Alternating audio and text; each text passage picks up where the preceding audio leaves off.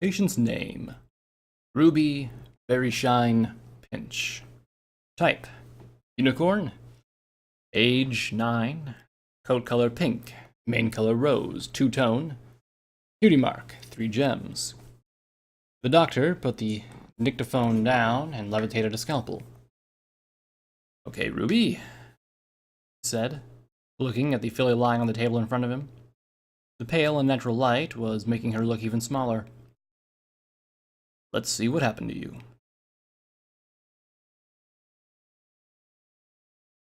Diamond Tiara examined the knife carefully, looking for any irregularities in the blade. For a while, she was staring at her reflection in the stainless steel, before she took a cloth and began to wipe it. She put the knife back into the drawer and took another one, a small paring knife. She turned it in her hooves, fascinated by how well balanced it was. Easy to conceal, yet sharp, and, in the right hooves, deadly. The cook Filthy Rich had hired definitely knew his knives. Each of the blades was perfect. Diamond Tiara thought about Silver Spoon. Her friend was always interested in cutlery. Whenever someone shown even the slightest hint of being interested in the topic, she was getting crazy over it. She could talk for hours about the collection of rare spoons, meanwhile boring the hapless listener to death. Well, Diamond Tiara thought, running her hoof down the handle of the knife, looking for any dents. Her rambling is still less deadly than I am. She stood up and stretched her hooves. Then she wrapped herself in a blanket and left the kitchen, whistling a merry tune through gritted teeth. "Diamond?" She heard her father's tired voice behind her. "What were you doing in the kitchen?" "Just taking a walk," she replied, sighing. "I'm so bored." "Don't worry, Diamond." Filthy Rich approached her and patted her head. "Dr. Shift said that there's a hospital in Trottingham for fillies with problems. Once the school year is over, you'll go there and—" "I don't want to go," Diamond Tiara said glumly. "I'm not crazy." "I know you aren't," Filthy Rich replied. "You're my beloved little daughter, and I don't want to lose you." "But I don't want to go there alone," Diamond Tiara sobbed. "I'll visit you as often as I can. And I think Silver won't leave you too." "Yeah, probably." Diamond Tiara wiped her tears and trotted to her room. She lay on the bed, knowing far too well that it wouldn't help her. It was even worse since Ruby died. Every time Diamond Tiara shut her eyes, she was seeing her betrayed look on her face. You could almost hear her why, just before the water closed above her head. Diamond Tiara turned in her bed. Her vision started to blur, but even when she closed her eyes, her mind still was able to drift away. She lay on her back, her eyes shot open, staring at the ceiling. Her blank expression slowly turned into a mischievous grin when she clenched her hoof around the small paring knife. Berry Punch banged her hoof against the wall, smearing blood on the wallpaper. Her whole body was trembling uncontrollably. She collapsed on the floor, panting heavily. Her heart was pounding in her chest, almost cracking her ribs. She rolled onto her back, not caring about the shards of glass from broken bottles scattered across the floor. Crying, she slowly rose to her hooves, only to collapse again. She started to scratch her hoof vigorously, trying to get rid of the feeling that something was crawling through her fur. She looked around the room. It was almost empty, save for a few broken bottles and pieces of destroyed furniture. "Ruby." Her voice was barely audible due to her dry throat. She stood up shakily, tremors almost making her fall again. She inhaled deeply, filling her nostrils with the smell of spilled vodka and stale urine. It was hours, days, since she was told that her daughter was dead. She barely remembered that moment. She was just nodding off in the cell when she'd landed after the bar brawl, when a guard came to her and told her the news. Since then, everything was a one continuous blur of pain, tremors, and smashed glass. Somebody knocked at the door. She tried to walk only to fall, face first, on the floor. She heard whispers. She wasn't sure whether they belonged to the ponies behind the door or were the creation of her own mind. The lock clicked. Barely looked at it and saw the door engulfed in blue magic. It opened swiftly and 4 ponies came in. "Sweet Celestia," Lyra muttered, looking around the room. Octavia hesitated, hit by the stench. Minette and Bonbon, however, entered Barry's home without wincing. Light from the outside blinded Barry. She could only hear hoof steps when Minette approached her. "She drunk?" Octavia's voice was muffled, as if it was coming from a great distance. However, it was enough to make Barry's head spin. "No, I don't think so," Minette replied. Barry blinked and saw her face close above her. "I think she's sober for the first time in a while." Bonbon looked at Barry and tried to lift her. She thrashed, screaming and kicking. Bonbon jumped back, sliding out on the bottle of vodka. "Good thing we talked Vinyl after coming here with us," Lyra said. "Who knows what Barry would do if she saw her?" "Nothing wise, I'm afraid," Minette sighed. "Okay, girls, we need to get out of here." She aimed her horn at Barry, who cowered on the floor. "Don't worry, Barry. We're going to help you," Minette said, sitting next to Barry and patting her mane. "It won't hurt a bit. Here, let me help you, okay?" Barry nodded, trying to contain the shaking of her legs. He looked around and uttered one word. "Rats." "Rats?" Evie looked around the room, panicked. "Where?" "It's withdrawal," Minette said, and aimed her horn at Barry once more. "Okay, Barry. I'll count to 3. 1, 2. The blue aura engulfed Barry, who closed her eyes and stopped shaking, hanging limply in Minette's hooves. "Okay," Minette said. "Now, let's get her to the hospital." Silver Spoon was hiding. She poked her head from behind the corner, making sure that no pony was in sight. Then she trotted quickly on the other side of the street that hid the shadows of the house. She crept as close to the wall as possible and disappeared into the nook. She sighed with relief. No pony was going to see her there. Silver Spoon was never a social pony. She preferred to be alone or with Diamond Tiara. She could only stand with the ponies because Diamond Tiara liked to shine. In fact, Silver Spoon was afraid of crowds, even if they consisted of ponies as friendly as the inhabitants of Ponyville. Not to mention, since Ruby died, the inhabitants of Ponyville weren't friendly anymore. So far, no pony attacked her directly, but whispers and meaningful looks were even worse. The gossip spread quickly through the town. Everyone knew how she and Diamond Tiara were teasing Ruby. It was quickly assumed that they and Berry Punch were responsible for her death. Silver Spoon shuddered. It'd all be easier if Diamond Tiara was by her side. Too bad, Diamond Tiara was rarely coming to school recently. The school year was almost over, and, from what Silver Spoon knew, her friend was preparing to leave Ponyville and go to Trottingham. Silver Spoon trotted down the nook, not looking to the sides. She thought about the irony of the situation. She, who preferred books over the company of other ponies, wasn't sure how she'd survive the summer alone. She stopped. In front of her, there was the market. It was early morning, so there was only a couple of ponies there. It was enough for her to feel a shiver down her spine. She didn't want to trot right through it and make herself visible. She sighed. She'd be late for school, but it didn't matter for her. She dropped back and walked along the wall, looking for the way around the market. Finally, she found the right back street. It was narrow and dirty. Old houses with mansard roofs on both sides, but it allowed her to remain unseen.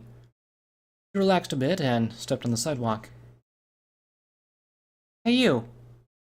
Heard a voice behind her and froze. She turned her head to see Scootaloo walking behind her. She didn't like her expression. Scootaloo wasn't even looking at her, as if she was appalled by just seeing her. "Yes, you!" Scootaloo approached her. "You tried with me?" Her wings twitched suddenly, but she didn't notice that. "And you just had to do that with Ruby?" Silver Spoon took a step backwards. Scootaloo was close. Too close. "Are you happy now?" Scootaloo asked. "Or are you already planning on who'll be next?" Silver Spoon said nothing. She was trying not to cry, but every Scootaloo's words was like a stab in the heart. She started her hooves, trying desperately to disappear. "You're not so brave when you're alone, are you?" Scootaloo asked, pushing her at the wall. "And don't tell me that Diamond made you laugh at her." She grabbed Silver's neck. The string of Silver's necklace snapped, and the pearls slipped to the pavement. Scootaloo released her from her grip and took a step backwards. Her wings snapped open.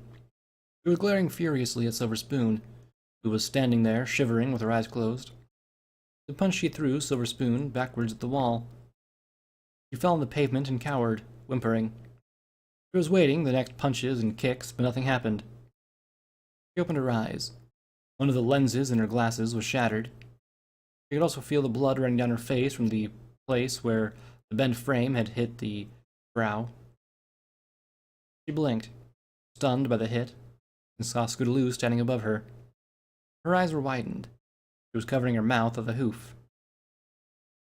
"I'm sorry," Scootaloo whispered. "So sorry, Silver." Silver Spoon didn't hear that. She got up and ran away quickly. She could barely see anything, and she wasn't used to running, but she didn't care. She wanted only to crawl somewhere where nobody could find her and stay there forever. She ran through the streets, almost getting hit by a cart. Not hearing a pony yelling at her, she tripped over a flower stand. She continued to run blindly, panting heavily. She bumped into someone and fell down, losing her mangled glasses. "What the? Please don't hurt me!" she screamed, addressing the white and blue burglar in front of her. "Why would I do that?" The pony looked at her. "Ah, dear. What happened to you, kid?" She recognized the voice. She heard it every day on the radio. "Miss Scratch!" she exclaimed, getting up quickly and picking up the sorry remains of her glasses. I tripped and fell." "On some pony's hoof," Lionel muttered. "Don't worry. I'm okay," Silver Spoon said quickly. I think I'm gonna go home." "Listen, girl. You're talking to a pony whose Sweet 16 ended in the emergency department." Lionel pointed at Silver Spoon's brow ridge. "This needs stitches." No thanks. I deserve that," Silver Spoon muttered. "It doesn't matter. You still need stitches," Lionel said. "Besides, don't ever let anyone else make you believe that it's your fault. One filly already died because of that." Silver Spoon shuddered. "No, it wasn't my mom. Yeah, you tripped and fell." Lionel deadpanned. "Anyway, I'm just gonna go to the hospital to visit some friend of mine. You like it or not, you're going there with me." Silver Spoon froze. One hoof, her wound was still bleeding and she was starting to feel dizzy. On the other, the last thing she wanted to do was talk with someone about Ruby, or worse, meet Berry Punch. "Don't worry, girl," Lionel said, leaning to her and stroking her mane. "Everything will be all right." Silver Spoon thought otherwise, but anyway, she trotted behind Vinyl, wiping tears from her eyes. The Royal Guard Station in Ponyville looked like any other building in Equestria.